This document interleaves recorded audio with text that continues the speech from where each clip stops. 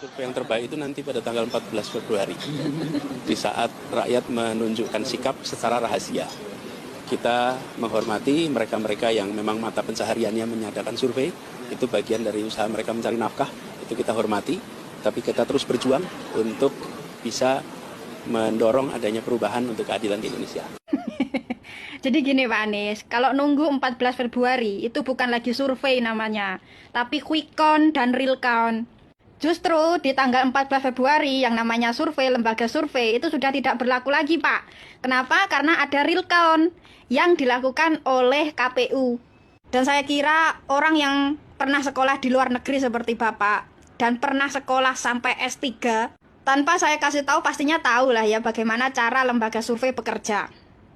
Jadi bukan sekedar lembaga untuk mencari nafkah.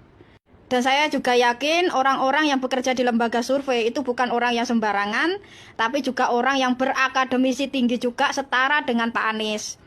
Dan hasil dari survei mereka itu juga ada metodenya, ada ilmiahnya, ada hitungannya, bahkan ada sampelnya.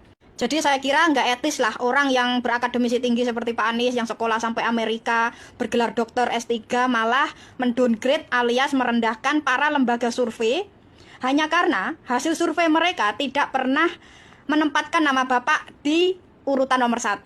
Jadi pesan saya kepada Pak Anies, sebelum ingin merubah Indonesia, lebih baik Pak Anies belajar merubah mulut Anda sendiri Pak.